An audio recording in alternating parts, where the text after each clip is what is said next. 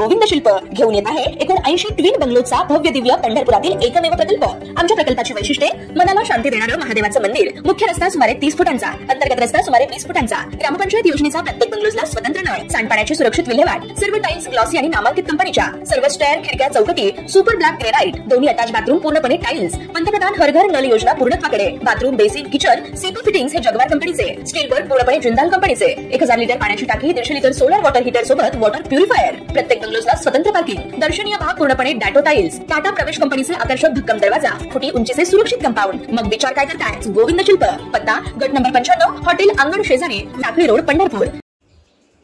राज्यात पावसाचा जोर वाढत चालला आहे।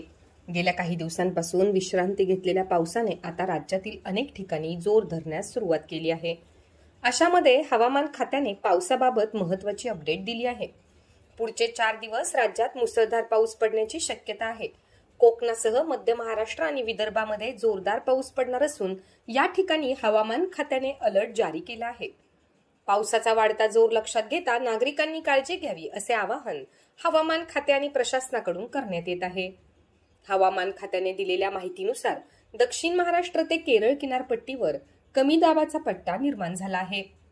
त्यामुळे कोकण आणि मध्य महाराष्ट्रात येत्या 30 जून ते 3 जुलैपर्यंत मुसळधार पाऊस पडण्याची शक्यता आहे।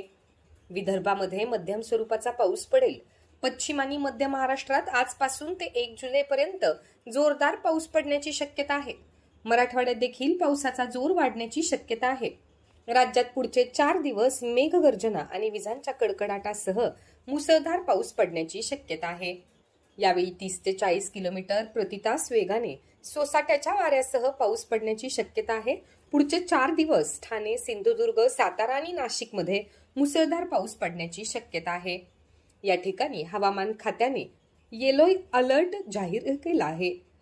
पुण्यासह सातारा, कोल्हापूरमध्ये हलका ते मुसळधार स्वरूपाचा पाऊस पडण्याची शक्यता आहे।